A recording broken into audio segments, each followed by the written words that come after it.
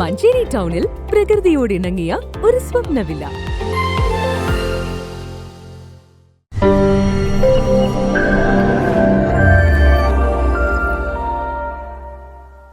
മഞ്ചേരി നഗരത്തിൽ അനധികൃത പാർക്കിങ്ങിനെതിരെയുള്ള നടപടികൾ കർശനമാക്കി പോലീസ്. 3 ദിവസത്തിനുള്ളിൽ 260 വാഹനങ്ങൾക്കെതിരെ നടപടികൾ സ്വീകരിച്ചു. മഞ്ചേരി നഗരത്തിൽ ഗതാഗത കുരുക്ക് രൂക്ഷമാവുകയാണ്. അനധികൃതമായുള്ള വാഹന പാർക്കിംഗ് ഏറെ പ്രയാസം സൃഷ്ടിക്കുന്നുണ്ട്.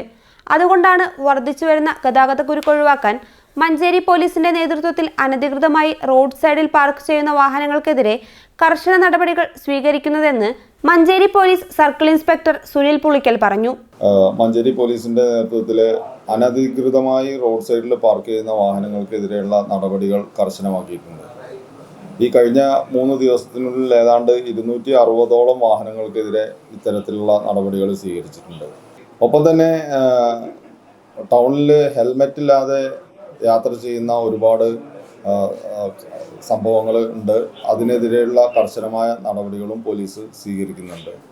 ഇത്തരം കാര്യങ്ങളിൽ പോലീസ് ഈ ഒഫൻസ് നടത്തുന്നവരുടെ ഫോട്ടോ എടുത്ത് അവർക്കെതിരെ നടപടികൾ സ്വീകരിക്കും.